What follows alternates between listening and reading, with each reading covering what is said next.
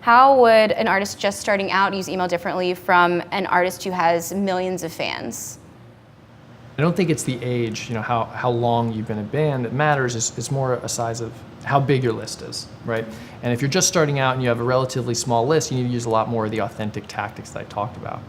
And if you are a much bigger list, a more established artist, I'd still recommend that you use some of those tactics, and you see this with bigger artists. But at that point, it's appropriate to start asking for your fans to give back, to buy your music, to buy tickets to a show, to engage with you on a deeper level.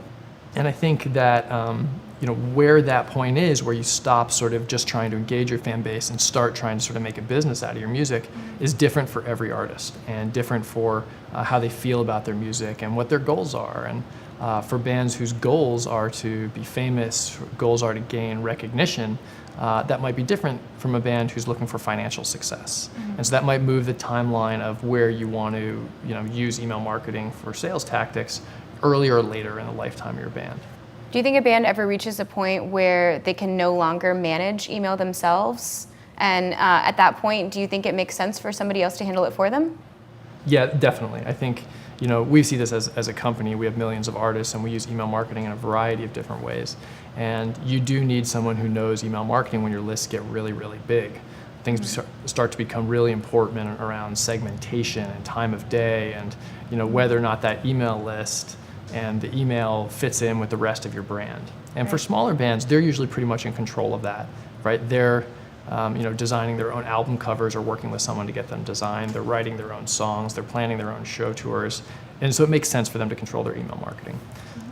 When those bands kind of graduate and their lists get really, really big in the hundreds of thousands, then it really becomes appropriate to have someone who's a little bit more professional help them manage it, because at that point they should be focusing on growing their career and some of the other parts around being a band, and probably leave some of the digital marketing stuff that's up to a professional.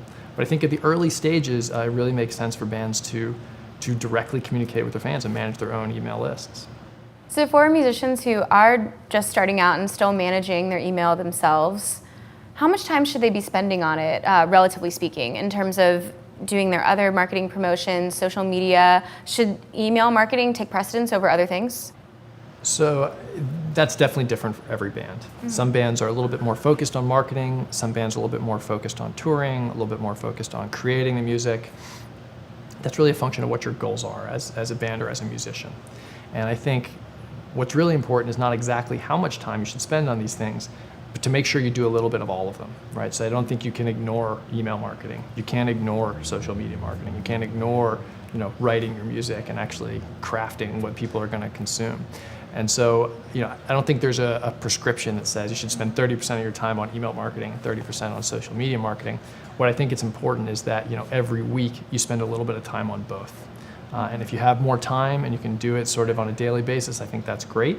But I think that, on a weekly basis, at least thinking about it, even if you decide, I don't have anything that I want to say to my fans through email this week, that's fine. But I think if a week goes by and you haven't even thought about email marketing, that's too much.